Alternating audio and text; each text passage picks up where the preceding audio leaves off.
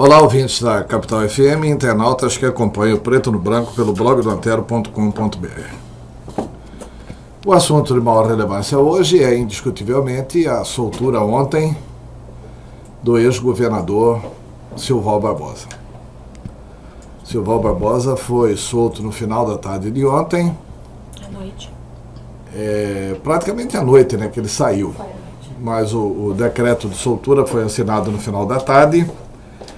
E a juíza Selma Arruda, na fundamentação da concessão da liberdade, explicou que o réu havia feito confissões pontuais a respeito do crime que estava sendo apurado e que, inclusive, aceitou entregar 40 milhões em patrimônio para restituir os cofres públicos e fez algumas revelações importantes para o Poder Judiciário. O advogado do Silval Barbosa e a própria juíza tratam o assunto como se a liberdade fosse exclusivamente em função dessa confissão. E aí há duas interpretações. Uma interpretação que tem sido feita no mundo jurídico pelos operadores do direito, de que Silval saiu em função dessa confissão pontual, mas também porque está em curso um processo mais longo de delação e que o que ele tinha que falar, ele já falou à Justiça brasileira. Essa é a opinião dos operadores de direito. Como é que se confronta isso com a informação do próprio advogado Silval que ele não fez a delação? Isso é confrontado porque nenhum advogado fala que fez a delação antes da delação ser homologada e publicizada. Provavelmente, no caso de Silval Barbosa, isso vai ser feito por um ministro do Supremo Tribunal Federal. Essa é a hipótese, inclusive, na qual acredito, que é essa hipótese dos comentários dos operadores do direito. Depois da soltura do Silval Barbosa, duas pessoas ficaram politicamente muito fragilizadas da sociedade mato-grossense.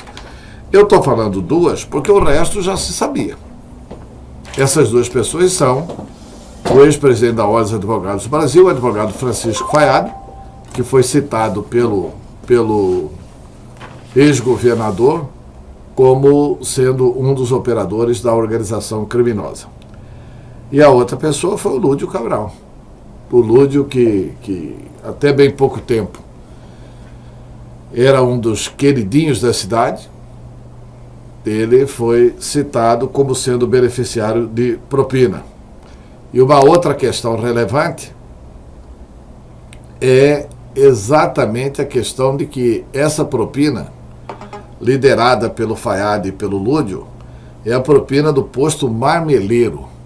Esse posto marmeleiro tem raízes profundas na administração pública do estado de Mato Grosso e tem um prestígio inabalável, porque continua prestando serviços ao Estado.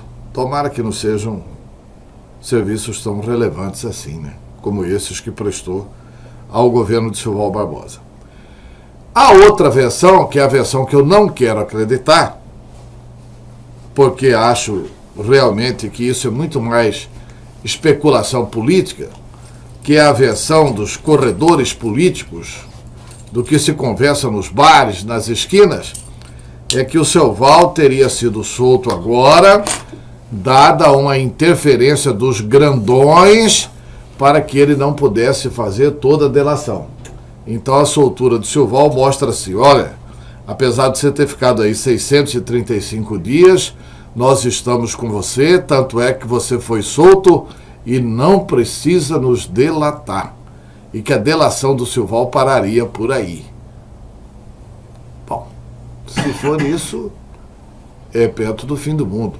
Eu não acredito nessa hipótese. Eu acredito que o Silval já fez a delação. Os que apostam nisso, apostam de que Silval não irá delatar, por exemplo, o seu ex-companheiro de chapa, o ministro Brairo Maggi.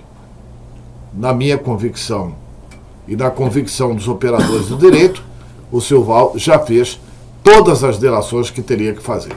E teria membros do Ministério Público, membros do Poder Judiciário, membros do Tribunal de Contas e também o ministro e senador Blairo Maggi.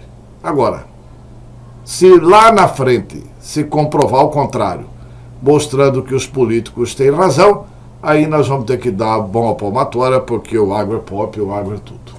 Mas o Silval está solto desde ontem, após uma alongada prisão de 635 dias. Mas é muito bom que ele tenha dito a verdade, porque pelo menos as pessoas vão saber todos os esquemas criminosos que aconteceram em Mato Grosso.